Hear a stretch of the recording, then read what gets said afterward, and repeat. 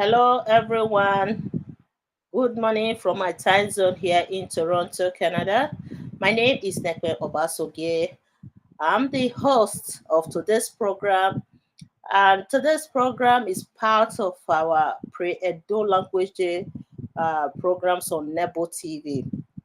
And we're here today to discuss a very important topic regarding Edo State, our ancestral relationships and language similarities in Edo State and Delta State as well.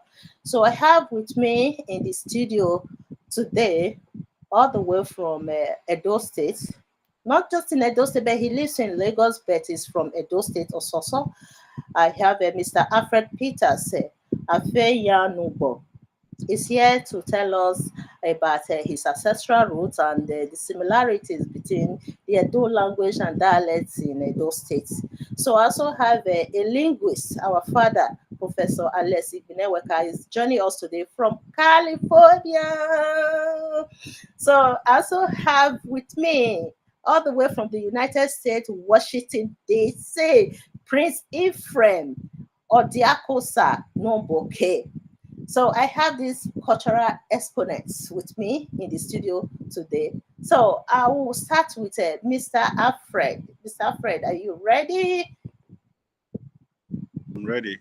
Okay. Uh, Yes. like you've already, introduced me. I'm very passionate about culture. My name is Afeyan. That is the natural name. Peter, first name, father's name.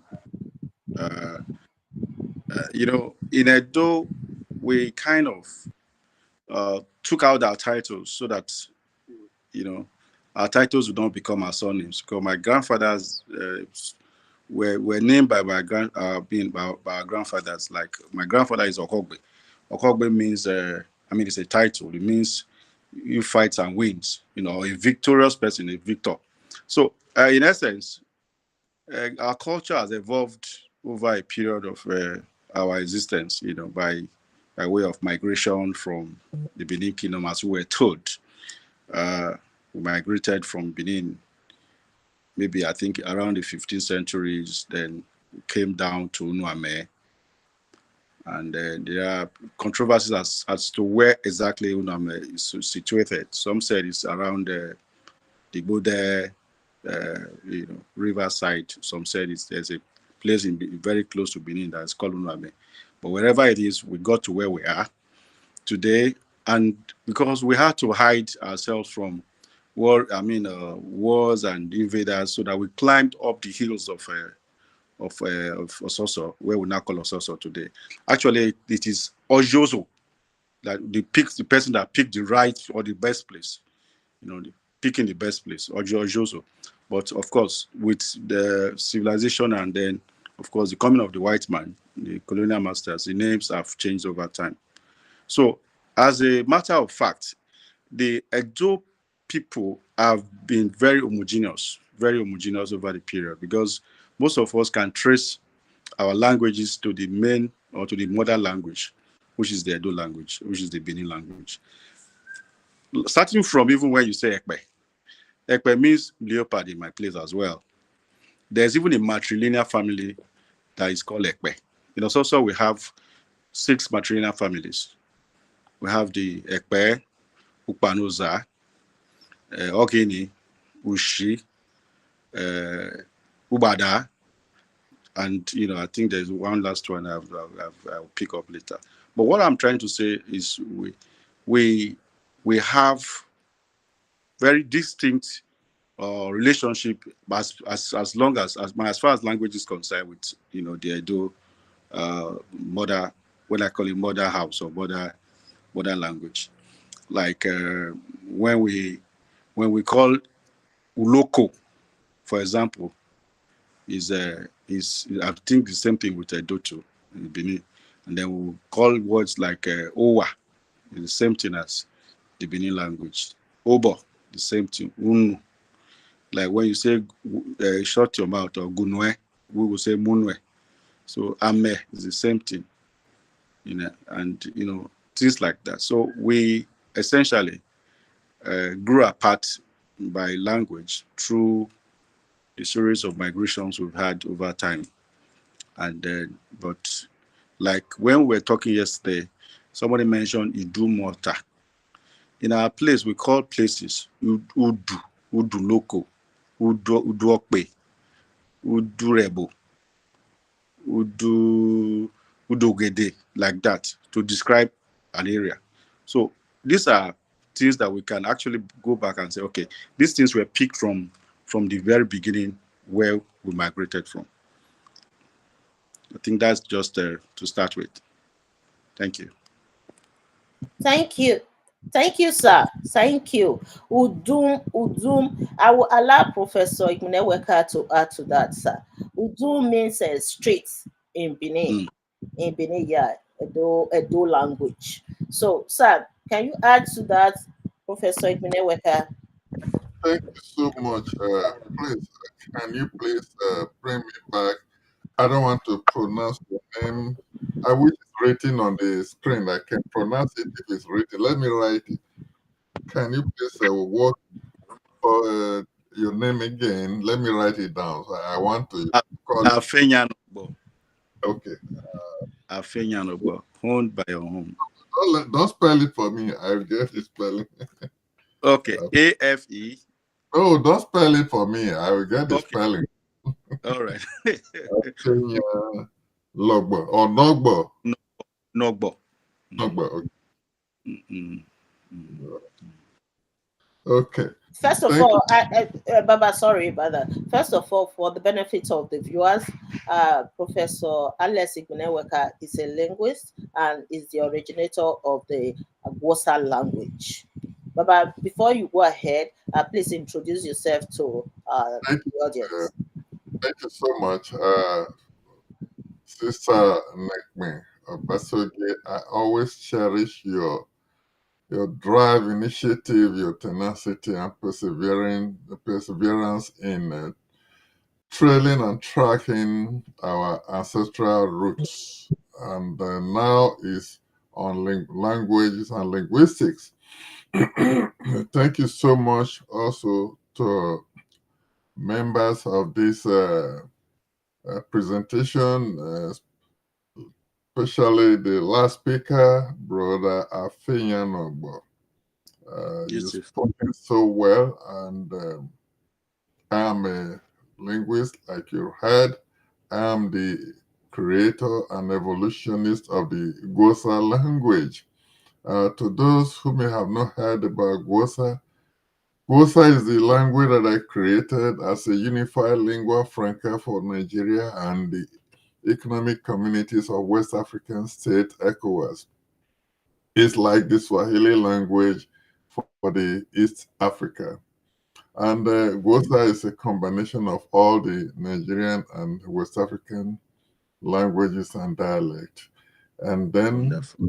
it started from home, from Benin City, the cradle of civilization, as Yes, always. sir. And then, of course, there are so many words in the Gosa language from the Edo state, including Ososo, Isako, again, Afemai, or named it. We are all Edoid people.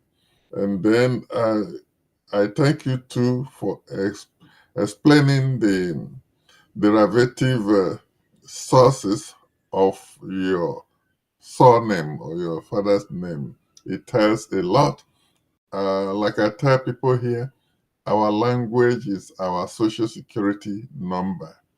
You give me your name, I can track you down to your village, even to your father's house. So there are so many similarities according to the title or the subject of this program.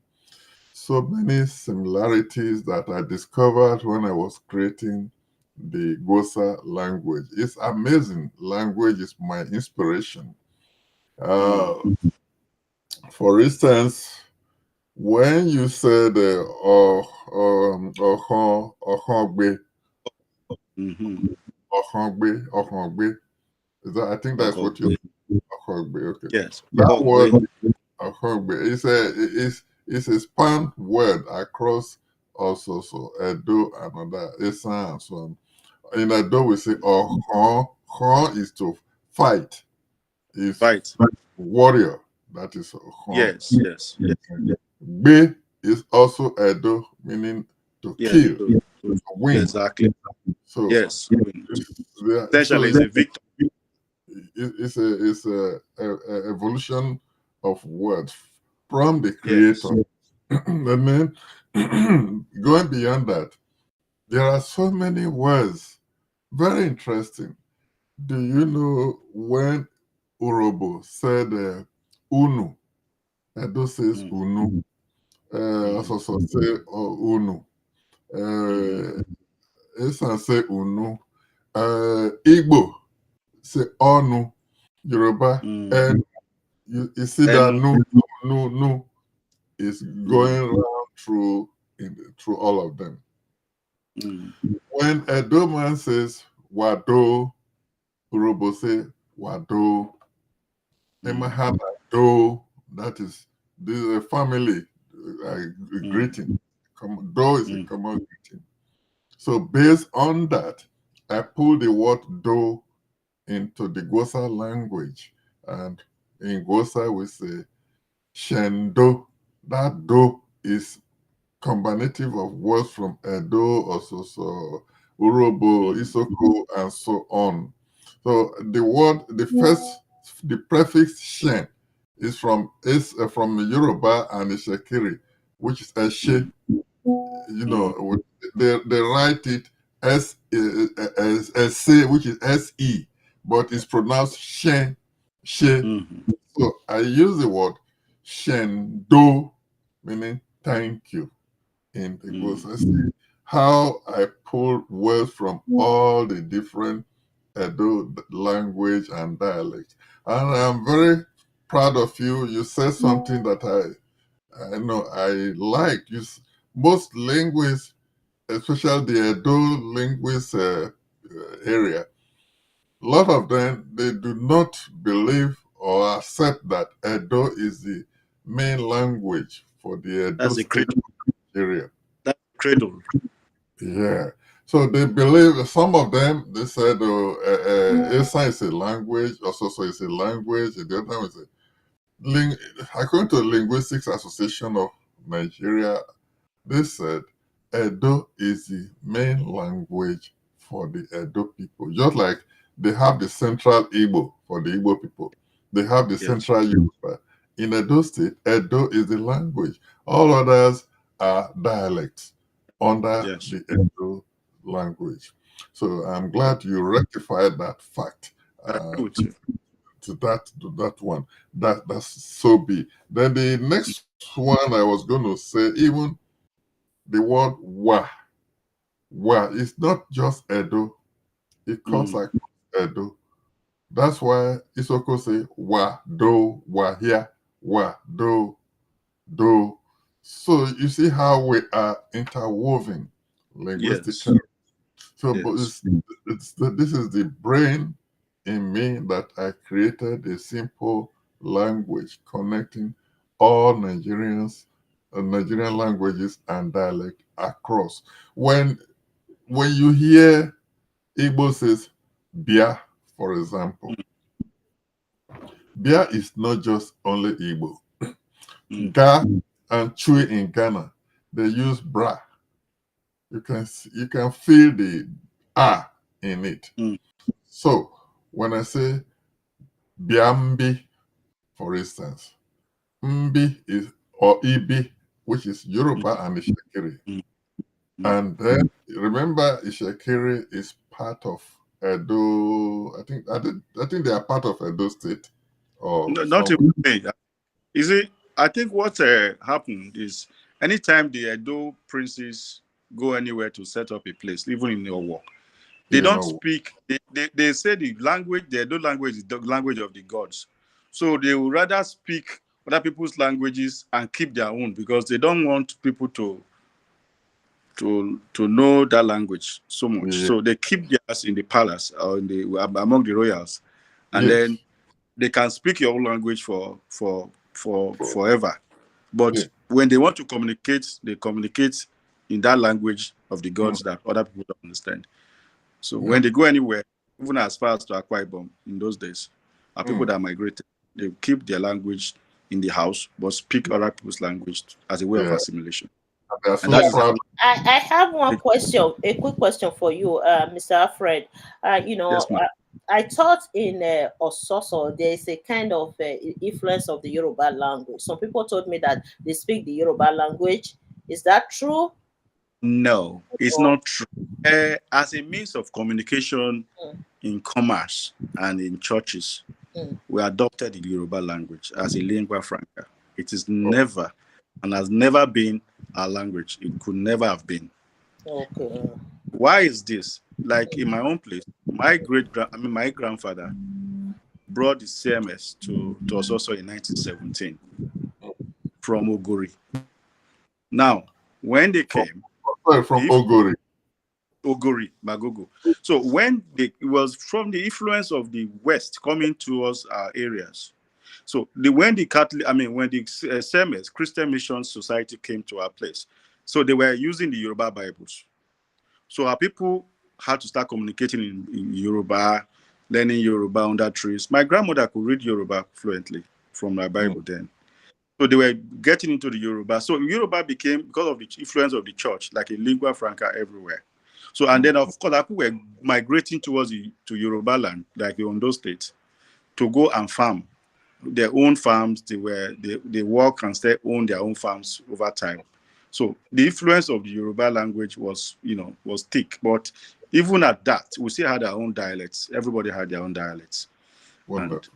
that's the beauty of it. It was never true that we were Yoruba speaking. No way. It was just a lingua franca, as a way of communicating in church and in the markets. Because the next village might have different dialects from your own, that you might not be able to understand what they are saying. So you use Yoruba to communicate, because that's the Wow. language everybody hears in church, and that's what they were taught. Even when we were kids, they taught us the alphabets of the Yoruba as well. Wow. A B D A F E G B Mm, U Y. mm, mm, So that is the beauty of that, and mm, mm. you know, so like the dialect in Edo North is so fluid, because you could have two nearby villages could have different dialects, Mm-hmm. and then like in my own place, for example, also, if you are talking, of course, those in the old days, I could easily pick where you come from in the same community. Yeah. I will know that you're from this quarter if you are speaking, Yeah. because your intonation will have changed Yeah. by staying too closely together and then communicating with other people from other sides, like traders, from people you farm with, because it's kind of, the land is very big. So these other people are farming from the east towards the Okpela people, the Mm. west towards the Ojirame and the Oja and Makeke people. Then the northwest people are farming with the Ugori people. Then the north, they are farming with the Biras. So these cultural influences and language influences come in easily. So of course the intonation start changing over time, but of course some of us that are very how do I call it, passionate about knowing where we are, will easily pick. Oh, this one is from And this place. If that's this man is talking, no. the word roots. That you're talking about Yes, the word roots of yes, that language. Okay, thank you, Mr. Alfred. Let me yes. bring Prissy Frem to the studio. Prissy Frem, can you hear us? Can you hear? Can you hear us clearly? Hello, hello. Yes, I can Okay, hear. I can hear okay. you. I know that you are from Delta State, and your ancestral root is from the ancient Benin Kingdom. Can you tell us the similarities between the Onisha and language? What language are you guys speaking in Onisha? What's the language? What's the name of the language? We speak Enuan. One. Anyone, that's Mm, anyone, the people Yeah, saying all this. oh, Enuani. Okay. So that is the name of the yeah, language. we speak Oh, Enuan. That is the name of that. That is the language that we speak. Is Enuan basically is a combination of languages of the different occupants of the environment coming from different ethnic groups. Okay, so there are people in the Enuani community who are essentially from Benin. Some are from Igbo, some are from Olukumi, that's Yoruba. Okay, so all these languages put together, you find it's renamed Enuani language. So in the Enuani language, you have variations of the dialect.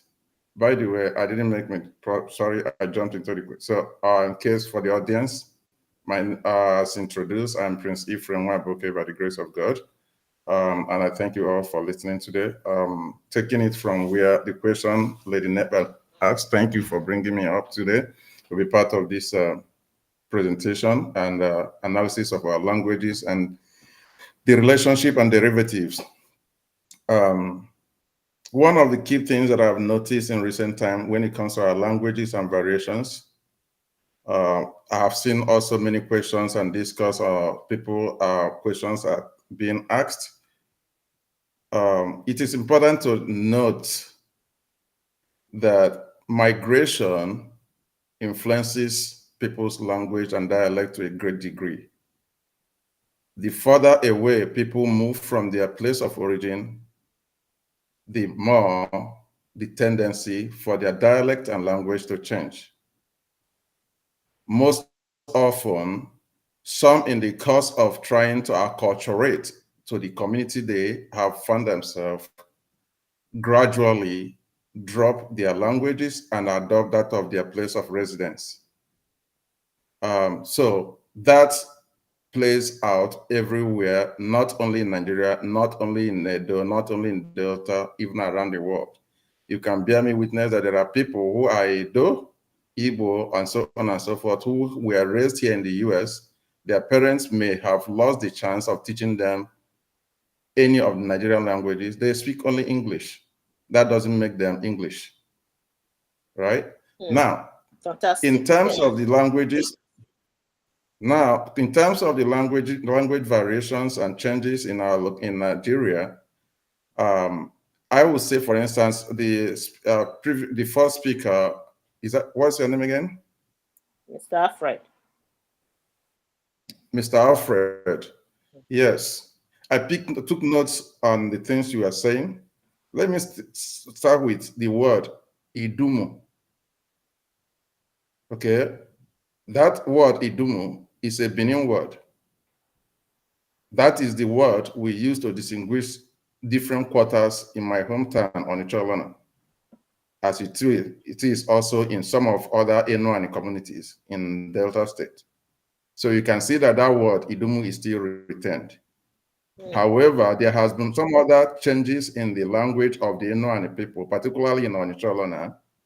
However, but if you look closely into the words spoken in Onitsha, you see a lot of Benin words mixed up with Igbo words in it. Coming back to what you said also, as per people, the Benin people hiding their language in the midst of others. I will speak to that specifically on the ground that my own family and my people of Onitsha migrated from Benin as warriors. Their language, as warriors, they spoke coded languages so that the people they are invading will not understand them. Okay? Now, coming into communities that are not of their language, in order to keep them away from knowing when they are talking some secrets, they are not going to be speaking that language. Instead, they adopt their own language in order to be able to communicate with them without also teaching them their language in order for them to understand them. So in the course of that, our own original language of Benin language was dropped because generations, most often, we are not taught the original language. They grew up speaking the language of the people they found themselves in their midst. But I can tell you that among the core descendants of those warriors, the Edo languages are being taught, but in a coded way so as to retain the coded language of the warriors as a way of propagating that secrecy. Okay? And that is why, like in my place today, there are some languages and codes that we speak in the public arena if we don't want somebody to know what we're saying. Okay? I also, even my mom, who is of Yoruba origin, Olukumi, my mom is of the Oda community in Onitsholana. The other people trace their root to Yoruba because they are the Olukumi people. I remember growing up, sometimes when they are having meetings or when they are having some events and they want to speak to one another while people are around them, you see them switch from the normal Enuan language or Lona language and they start speaking the Olukumi. What you ask yourself, why are they doing that? They keep their own coded language as well. So you see, point I'm trying to make is that there are many words or Benin words that are no longer used in the communities where some Benin migrants live now because they drop those languages and learn the language of the people that they are living in. Like you said, some Benin people consider the Edo language the language of the gods. From my own perspective of understanding, based on the teaching from my father and the other elders, the reason our language, Benin language, was not carried on about the Igbo language, adulterated Igbo language was adopted was because of the fact that our ancestors that came to settle in the place we call Olona now were warriors, and they resorted to using coded words and then learn the language of the people. But even at that, see today, you find in our names Benin words embedded in it. Let me start from my family, okay? My personal name is Odiakosa, okay? You see a Benin word, Osa, embedded in that. Okay. Um, let me just go through a list of it so you understand. Me myself, Odiakosa, for instance, my dad, although Esige is pronounced as if you are pronouncing G as J, but it's the same spelling, Esige. Okay. You have my grandfather, Maibo Nwabuke, Maibo. Okay. You have my great grandfather, Osanwenka. Okay. I think these are Benin words. You can agree with me, right? Yes, those are Benin's words. Yeah. Okay. Okay. Wow. Then you have Ofoku, Osanwenkwe, or Osanweke, which is a derivative from Osanwengwe, Mm, Benin word, right? mm. Okay. And then, and so on and so forth. Today, for instance, elderly men in our community are called Okeyoba. If you look at that in Benin, you pronounce it Okpeoba. Is that not? Okioba. Okioba in Benin. Yeah. You see, now you see our own dialect has dropped P and kept K. Now we have Okeoba. Hmm.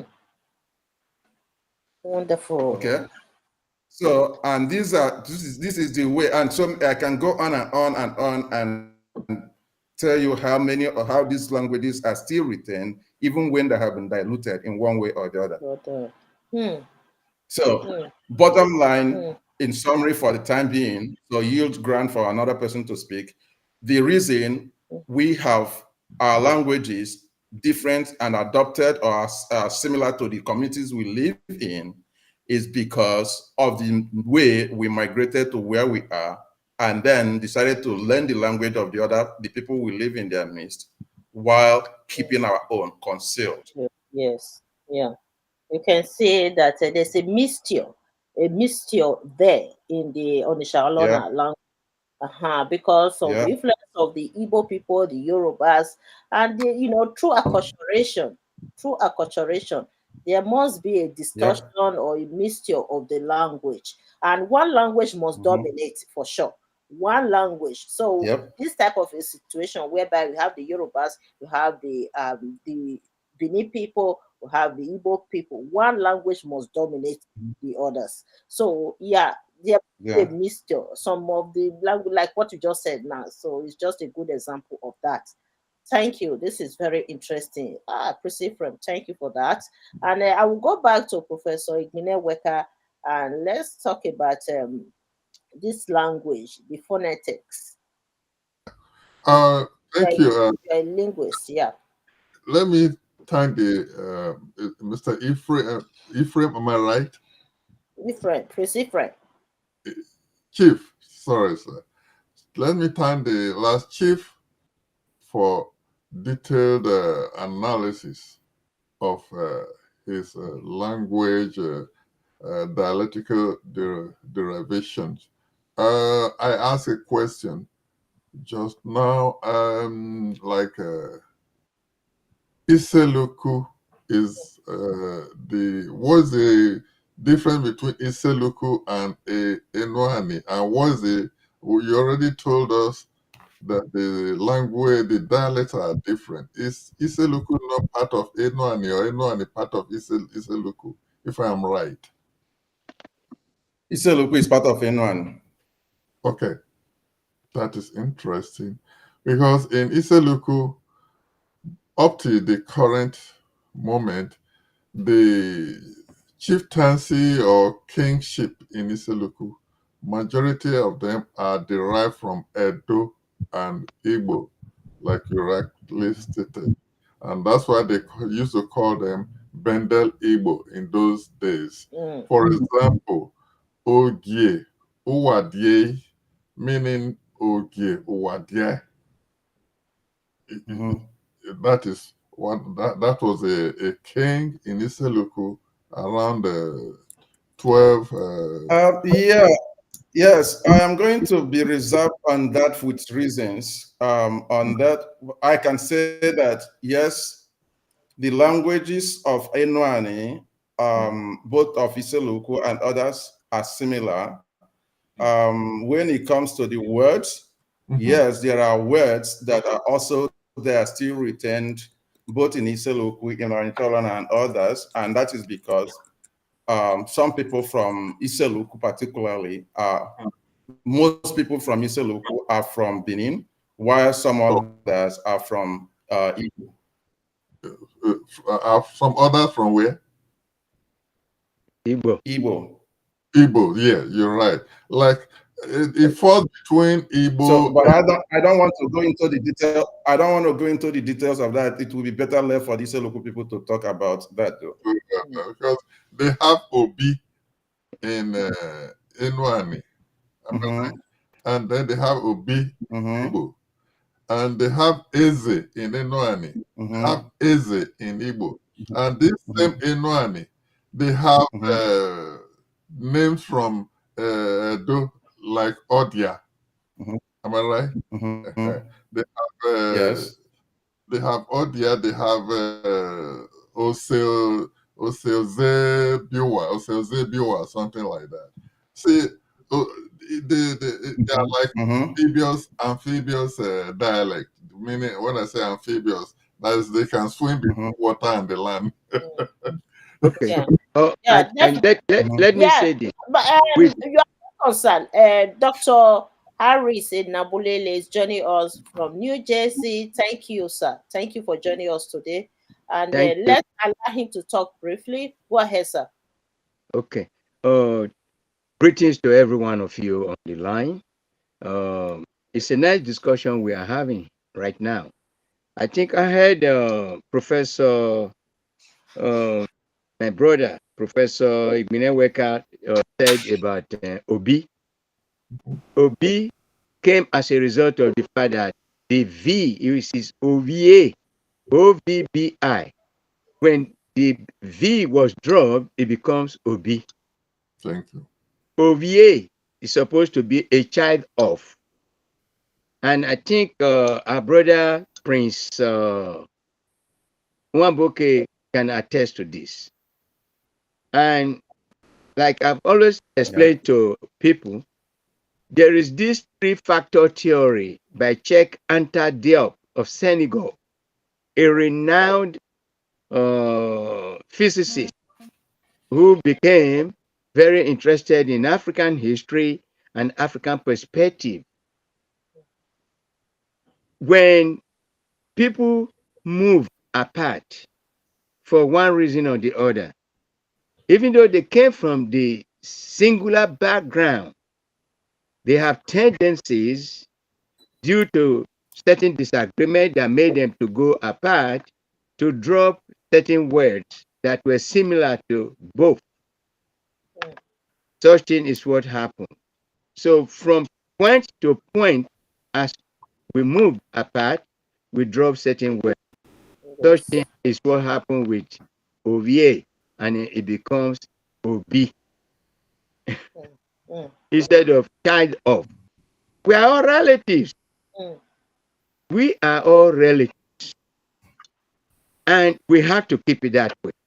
No amount of distraction that is going on or that has gone on with the European incursion into our lives. And that's where the situation. And I commend every one of you on this program for the efforts that being made to recapture who we were and who we are and who we will continue to be. A people that live together in peace and in disagreement, just like the teeth and the tongue, they still coexist within the vocal cavity. I'll rest my case. Thank you. Thank you, Epa Nabulere. I'm glad that you chimed in. Very And quickly. Hello. I'm sorry. Pretty friend. Somebody is on the phone, and the person wants to ask something to our discussion here. So please, what is your name and where are you calling from, sir? Okay, my name is Timber, calling from the UK. You are calling from where? From UK. UK. Okay. So very quickly, tell us your insights. Okay, so I think it's a very important discussions you're having, and I've heard a lot of people talk about these issues, of recent.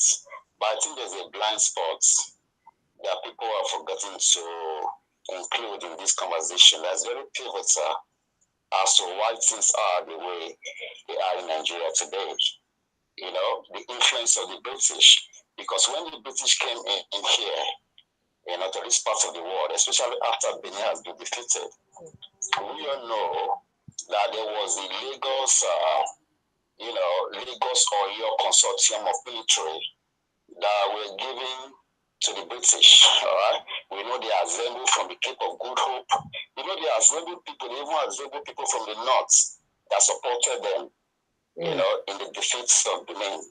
Same goes for Igala. Okay, so now, as a reward and a punishment for Benin, that was when the balkanization started, because they were surprised how come Benin, because Benin was actually a tributary empire. For example, the Bale system in Yoruba land were created by the Benin as a sort of tax collectors. So they were meant to learn both languages. They can speak Benin and they can communicate with maybe Olukumi, because at this time, Olukumi, was the language spoken in Ife. Yoruba was only spoken in a place called Oyo. Even the people at that time never spoke Yoruba. So British adopted Yoruba language. They wanted to make sure the entire western region of Nigeria speak Yoruba as a way to reduce and minimize the influence of Benin. Okay, so they started with Henry Townsend. Henry Townsend converted the English Bible to Yoruba and was forcing that language of people. Then later they brought in a Solist called Agai Crowder. Agai Crowder came and he hated Benin so much because he thought Benin was the one that sent him to slavery in Brazil. That's why he hated Benin so much. So he forced the language on these people. Then that was now later Siba Awolowo. The people of Igba, they were the last set of people to accept the Garib attack. We have the Kales, we have the Lajes, we have the Jebus, exactly. we have the Ekutus. Yes. And even at that time, our pre-colonial boundary is at a place called Otun. Alright, in Otun. If you go to Ekiti State today, there's a place called Otun. That was a boundary between Benin Empire and Oyo Kingdom. As at that time, Iyasere Ebenede was the person that planted a massive ihini tree at that place. So it's cultural, or what we call it, the British policy of ethnic propagation. So they did that in the West, they did that in the North, and they did that in the East. In the East, that was when they started forcing Igbo on everybody, the same way they did it in the West. In the North, I'll give you an example. In Kaduna State alone, there are over 50 different languages spoken there, but they will tell you to shut up. They are all outside.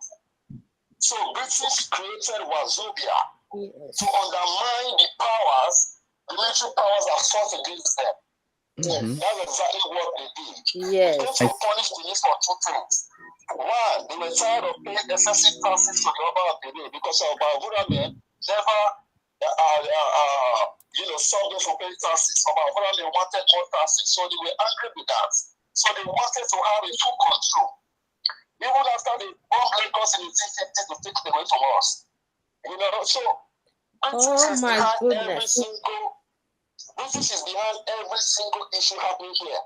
For example, when they were bringing one of the upper Lagos to Benin for burial, because that was what they normally do. They were bringing him to Benin. It was the British that used the Shekiri people to drag those Lagos people back.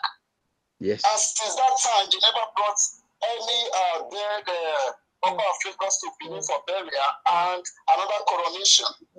This is what they've been doing. They were the people that told the deity of Akure not to ever respect Benin again.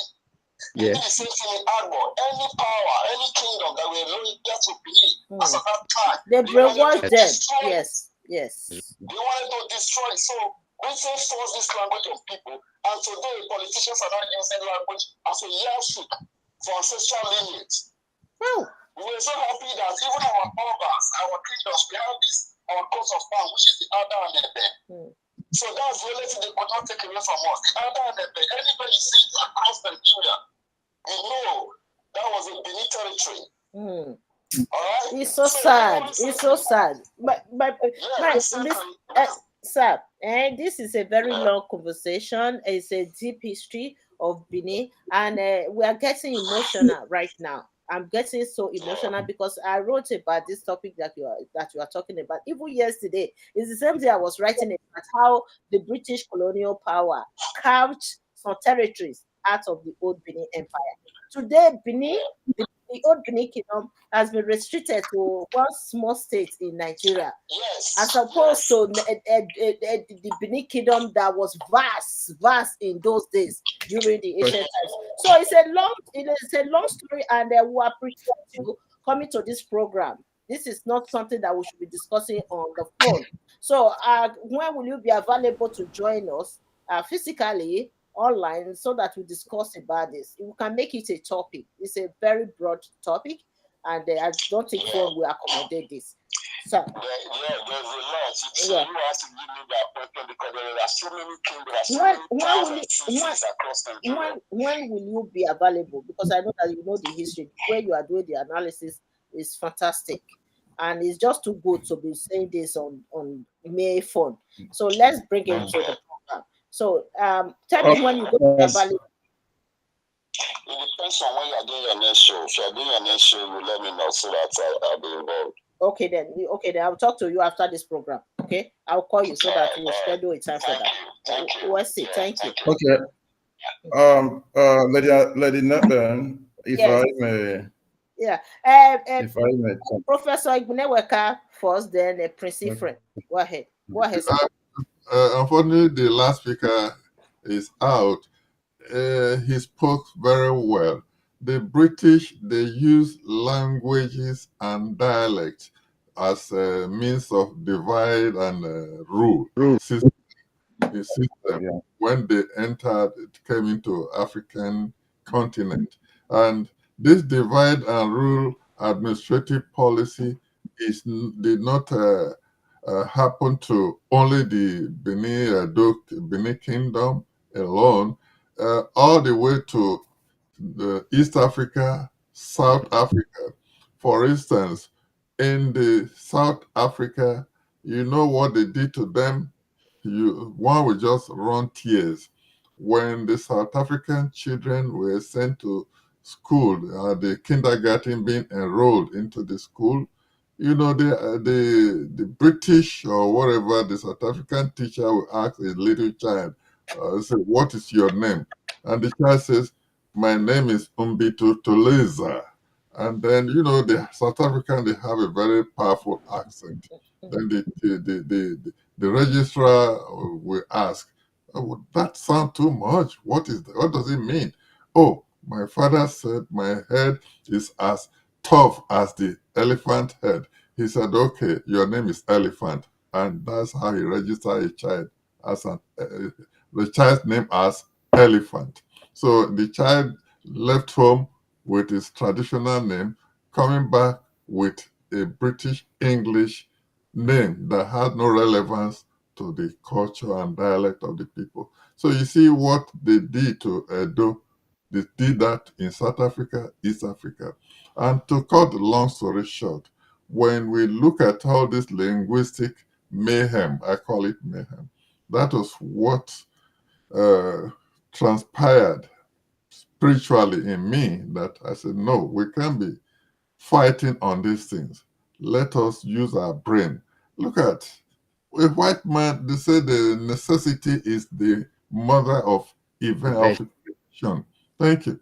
So if a white man think it was important to move from point A to point B by a motor car, by aircraft, by canoe, we should also, we blacks, we should also find the importance of unifying our languages, dialect, and culture, so as to also tell the white man that we have common sense far more than them.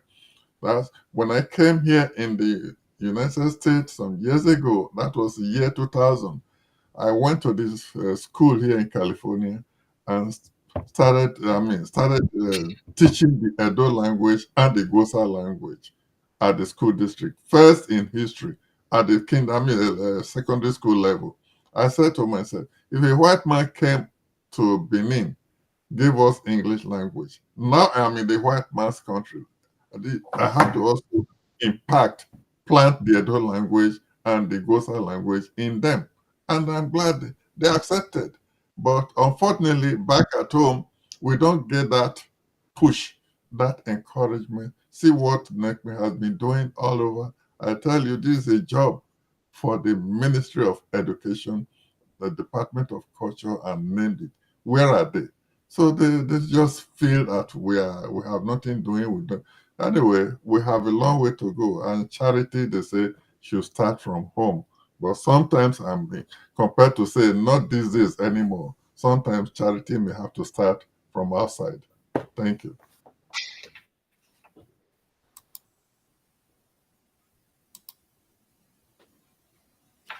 Yeah, yes, sir. Mr. Alfred is not here. I wanted us to speak more about Edo State, the ancestral connections, and the similarities in our languages and dialects. I would say one language, the dialects. So I wish he's here now. Let me see if he's here. Okay, I think he's here. He's here. Because it's so. And, oh, Hey, okay. you. I Uh-huh. was here. Yeah. Go ahead, tell us more about Soso, because Ososo is a kind of a place I'm not very familiar with Ososo. When it comes to the Eastern land, for instance, like Mm, Auchi, we know more better mm, about Auchi. But the Ososo, according to the narratives of what people told me, that the Ososo is more or less like the Yoruba people. So you know that we mm. also have the Yoruba people in Edo State as well. So that is why I wanted to know more about Soso, and Ososo has some. I would say tourist attraction. There are Good. some areas in Ososo that is very attractive. So tell us more about this Ososo. What is special O- about Soso? Is it Ososo or Ososo? Ososo, Ososo. Ososo. Ososo. Take the Ososo. That is the English version, but we call it Ozoso. Mm. Odu. Ozoso. Ozuzo. Very good. Very good. Ozo. Now, Ososo is it's a very unique place. It's on the very uh, high on the hills of Kukuruku, which we call Okokoko in those days. Oh, Coco. And Okokoko, the way you say Kukuruku, it's a war cry by our people who were at the borders of the invaders.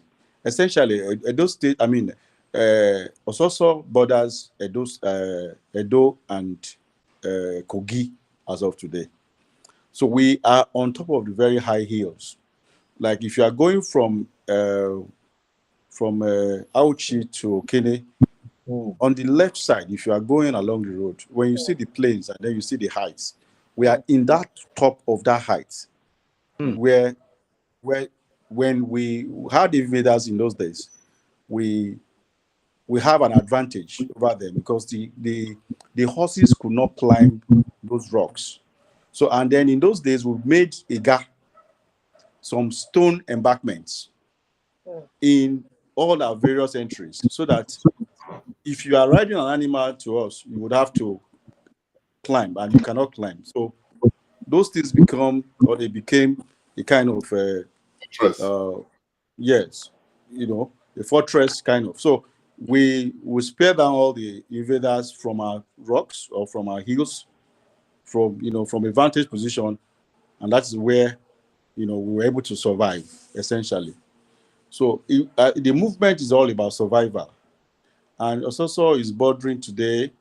Ekpe, I mean, sorry, Makeke or Jira to the west, like I said before, to the south, south Okpela, to the north, Okene, that is Ibiras, then to the northeast, no, northwest, sorry, the Magogos, the Ogori people. So we, like I said earlier, we migrated a long time ago to this our present location, and we have very beautiful scenery, beautiful scene. You can go to that can replicate itself to any tourist center in a place. As far back as in the 30s, we had a tourist center in Ososo that the white men, were very interested in.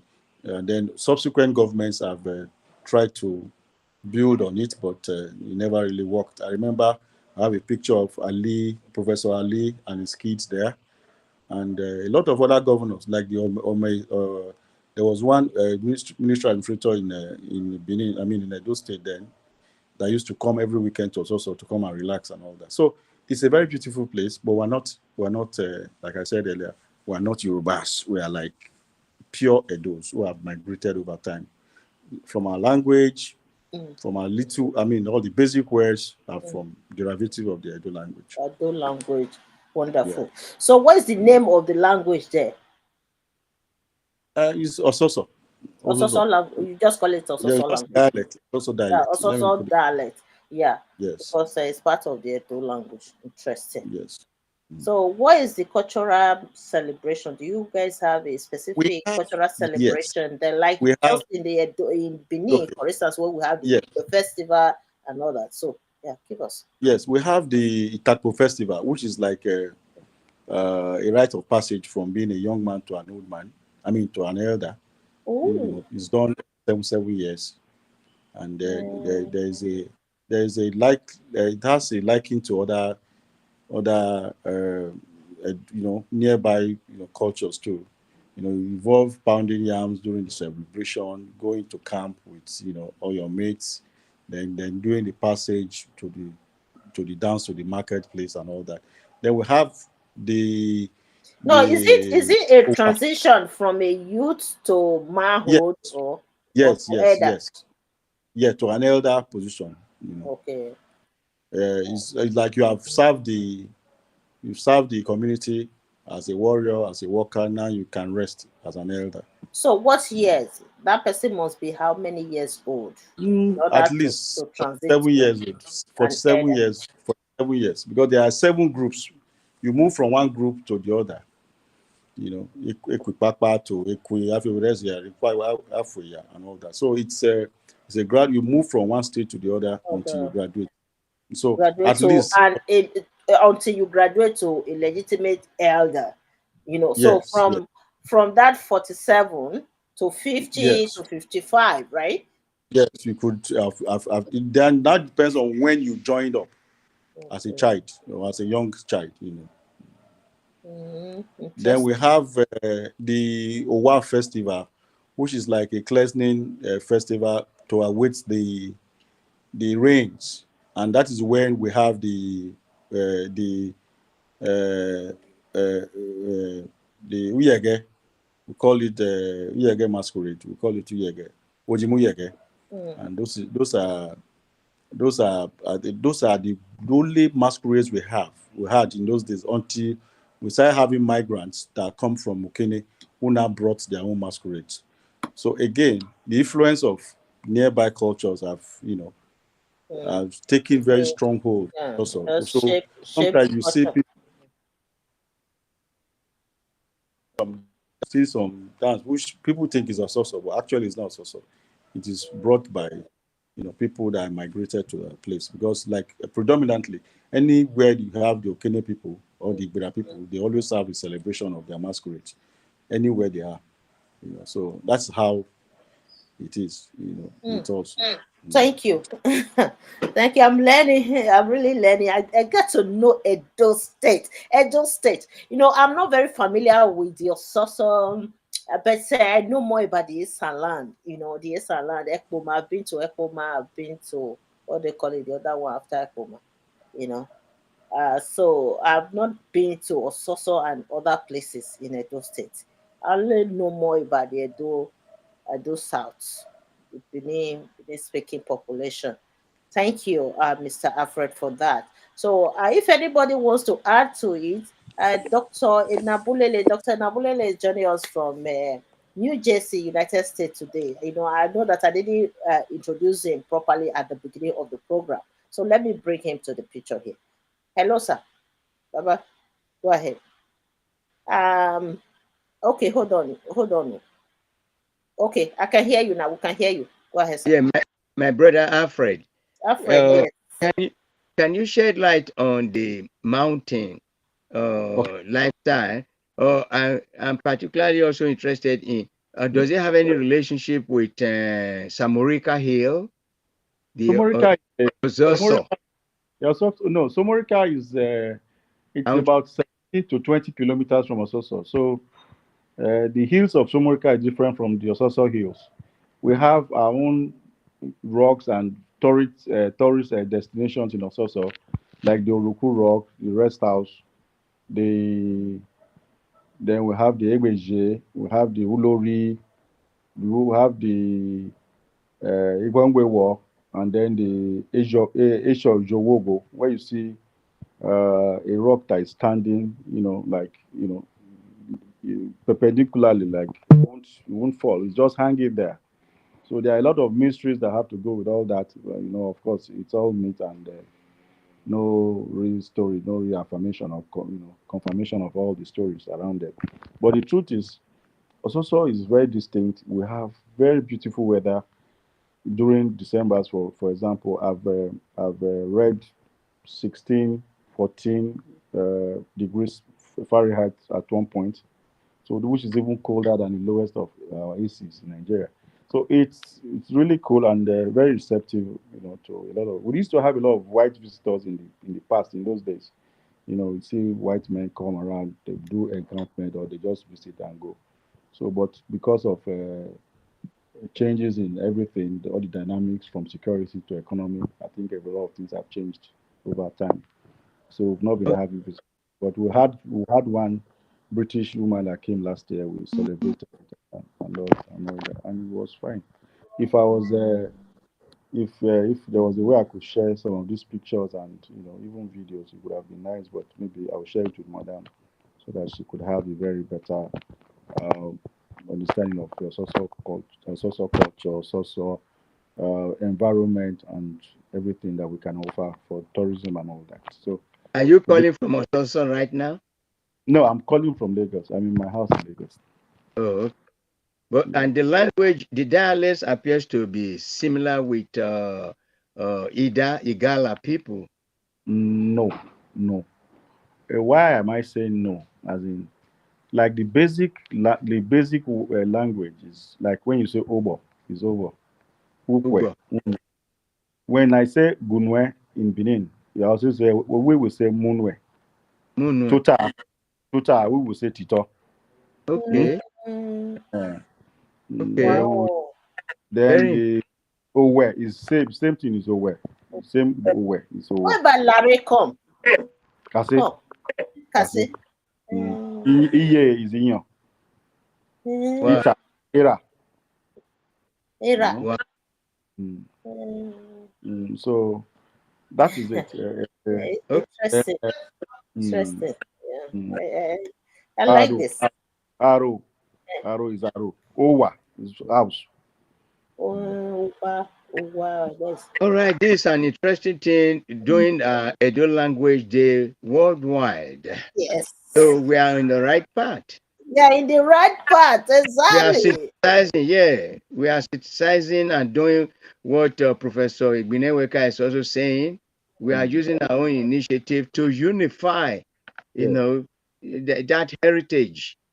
Like Yes. And with the young let me man say was giving us just now the divide and rule policy of the British, Mm, which is they are known for just the same way they divided Pakistanis and Indians, okay, East Indians who used to be one landmass, mm, and South Rhodesia also did the same thing. It's a road, So it's about time that our generation are also leading in terms of taking back what is ours, and we are not waiting anymore. mm. And kudos to us, and kudos to you, Nekman.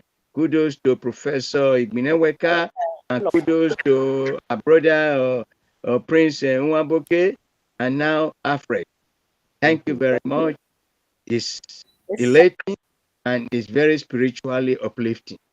Yes, the program is very insightful. I hope the viewers, especially adult people, enjoy watching this program today. Yeah. When it comes to adult language, it's more than just about the language. We are talking about the unity of all Benin The people. descendants worldwide. And we're going to Yeah. be bringing more of Benin descendants, especially those that are non-adult language speakers, because when you say Edo language, people think about only those living in Edo state or those that speak the language. There are Benin some City. Benin descendants who claim Benin, but they don't speak the language. So they are still part of us.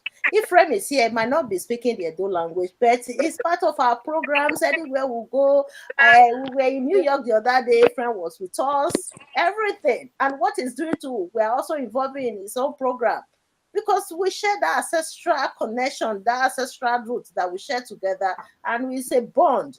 No matter the language that we are speaking, if you don't speak the Edo, it doesn't mean that you are not my brother, it doesn't mean that you are not my sister. That is the type of culture that we are promoting here. Edo Language Day. When you come to my group, we have non-Edo language speakers. We have African Americans, some African Americans. In my Wow. WhatsApp group, they claim Benin Kingdom. They are in my WhatsApp group. This is why I'm saying that I'm doing a lot. This our group. This our group is very prominent and is very educative as well. We are very inclusive. We are bringing the Benin descendants together. So that is what we do here. Thank you all. Today's program is very insightful. I love it.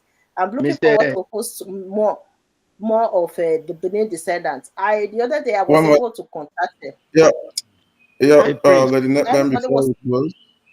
okay, sir. Go ahead. Okay. Prince, what?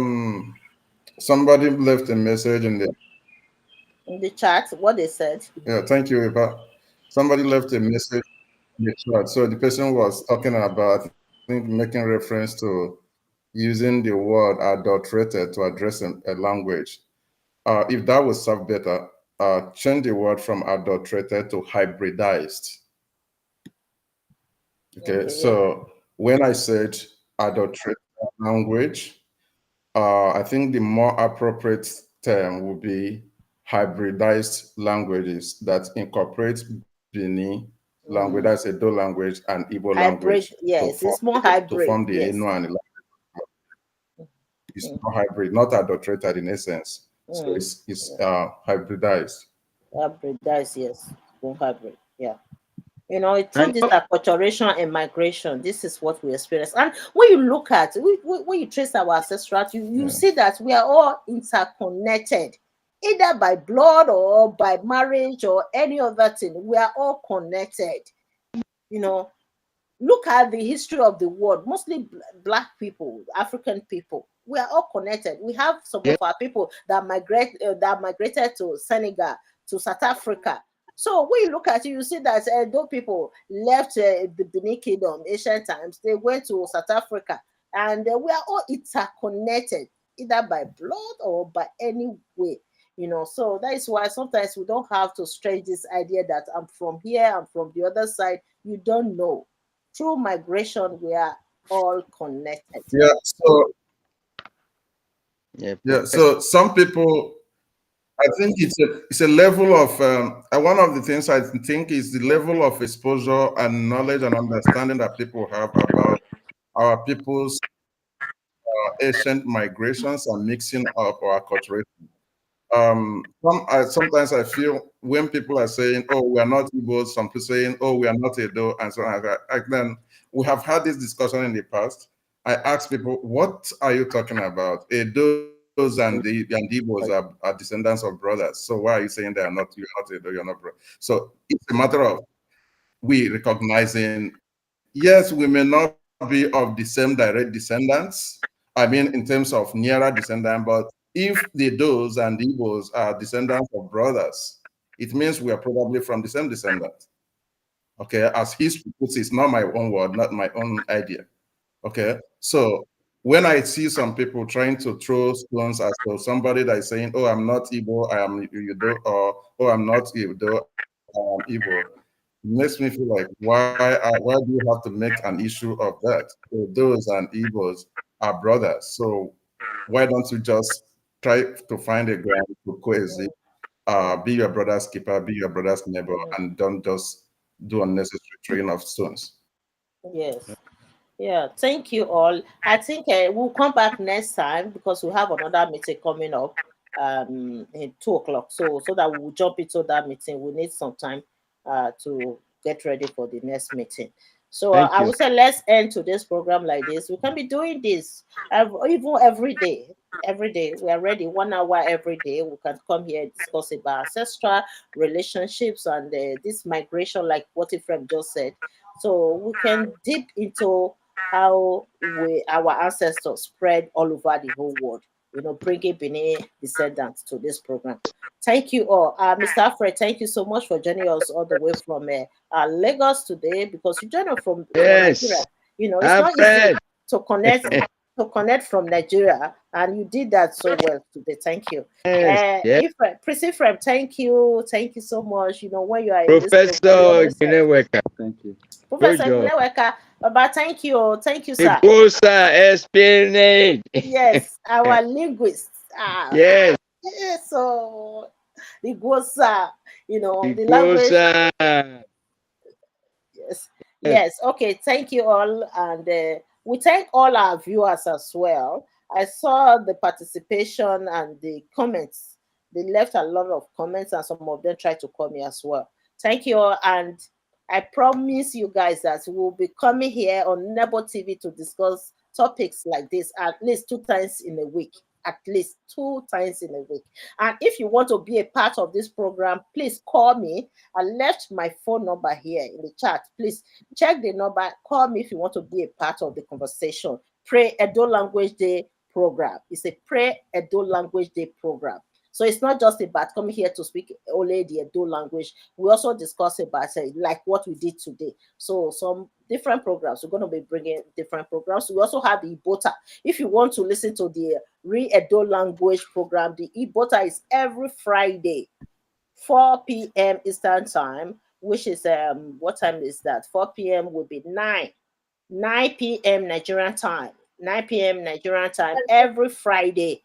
So you will say Ejima Rabiomo Ogbewi, Biafra, Biafra of the Teddy Jordan. Many of them, even our father here, Dr. Nabulele, is also a part of the program as well. So that one is Obiasu, uh, Omorujis, yes, the Omoru, yes. Adaka. Fadaka is a very interesting one. So if you want to listen to the Pure Edo Language Day program every Friday, tune in. You can also call in as well. I will provide phone number for people to call in for this Can you read next it out? read the phone number out, Okay. please. Yes, I left the phone number here on the chat. I think they will see it. So the phone number is 437 2655 276. Okay, I will repeat. If you are calling from Nigeria, or you have to add a +1 437 2655 276. All right. So call me on WhatsApp to be a part of this program. Thank you all for watching, and I thank all my guests today. Mr. Peters, thank you. Thank you, Thank you. Let madam. me add you to the screen before. Okay. So yeah, thank you so much. Thank you Is for the that insights. 076 or No, 2? no. It's a +1 437 2655 276. That is my phone number on WhatsApp. So call me on WhatsApp, and you can also call me directly anyway. Stay open. Um, that's it for today, and I wish everybody a wonderful week ahead. And I also wish all Canadians a happy Canada Day. Tomorrow is Canada Day here in Canada, so we're gonna be So celebrating. the Yeah, Maple Country. yeah, the maple. Yeah, we have a lot of maple leaves in Canada. So tomorrow we're gonna be celebrating the maple leaf. Yes. Thank Happy you all. birthday. Thank you, sir. Bye, everybody.